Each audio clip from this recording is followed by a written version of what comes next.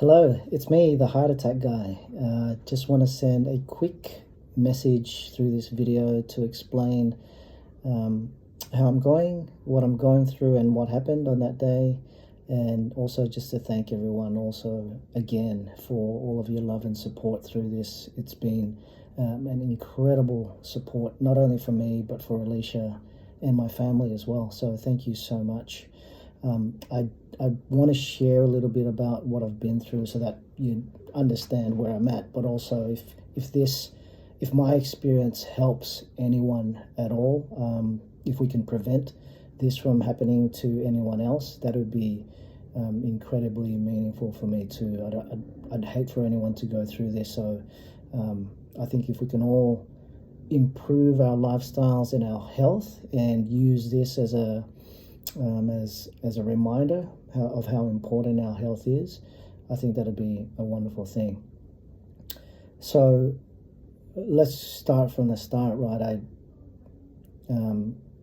never been through this before. I'm relatively healthy.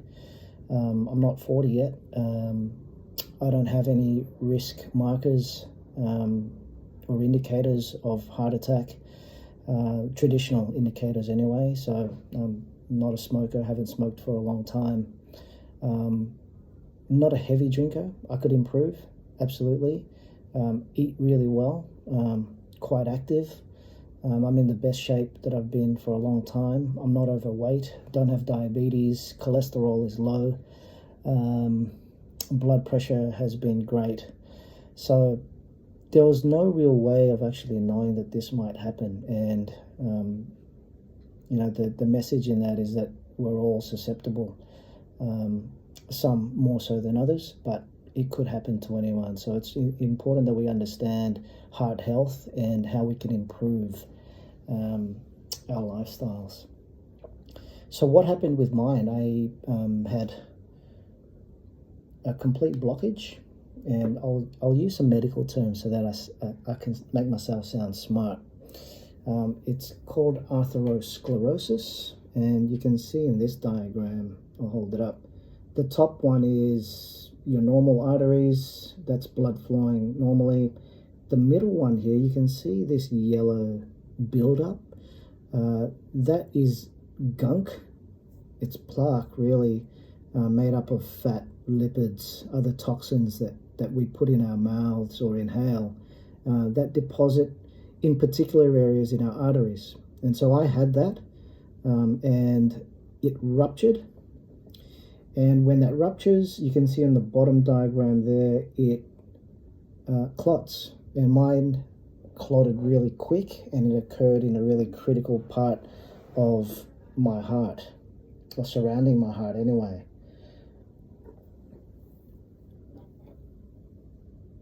Mine occurred up here. That's the left anterior descending artery, this one down here. And you can see when the oxygen can't get to the heart muscle tissue through your blood, because of that block, the muscle around there starts to die. And that's how they came up with the term myocardial infarction, which is death of heart muscle tissue due to a lack of oxygen.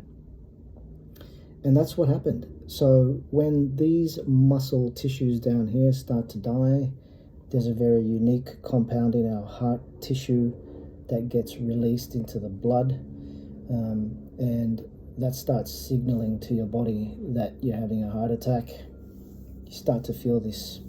It started off quite light. It was just uncomfortable. It really quickly became quite heavy and also moved up through my neck and into my lower jaw. So it was just really uncomfortable, really painful. And then I started getting shortness of breath as the blood went reverse into my lungs, and then I couldn't breathe. So fortunately, I got to the emergency ward quick enough, and they did an ECG and identified some problems with my heart. The blood test identified it was a heart attack, and the doctor said to me, listen, it's a serious heart attack. It's a severe block. We've got to operate on it immediately. You have to sign this to give us permission to go for it. And I looked up at him and I said, absolutely, let's go. I'm relieved that you know what it is, but we've got to sort it out. I feel like I'm dying. It's just pain. I'm out of energy.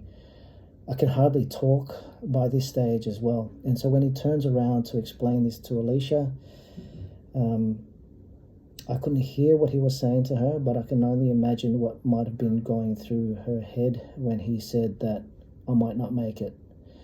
And that's probably the scariest, most traumatic thing that her and I have been through, absolutely.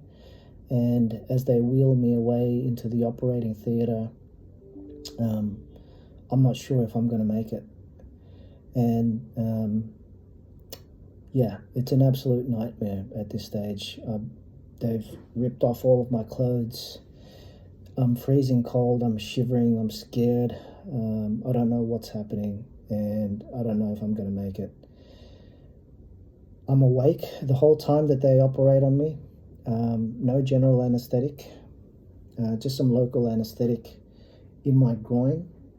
And so when they conduct this PCI, or it's a percutaneous coronary intervention, it's basically a procedure that uses a catheter inserted in through my femoral artery, makes its way up towards my heart where the blockage is, and that's how they clear the blockage. So they're taking an x-ray the entire time to watch my heart, but also pinpoint where the blockage is. And when they get there, they're talking me through this. They explain that they've found the block and they've cleared the blockage. And so this is the process of the catheter. It's like a guide wire that makes it up into where the blockage is in the artery. That's followed by a balloon, and that balloon expands or is inflated to open up that area where it's blocked. And then when they remove the catheter and the balloon, they leave this device called a stent, which is like a metal mesh device that keeps the artery open and the blood flowing. So that's what happened on the day. And then they tell me that I'm going to need a lot of rest. In fact, for a few days, they don't let me move at all. I'm just lying in bed. And that's because the heart damage, they don't want the heart to be pumping or doing too much activity. There's all these dead cells now and a lot of inflammation. So they just want to keep the heart as calm as possible, or as still as possible, whilst still trying to pump blood all around my body, right?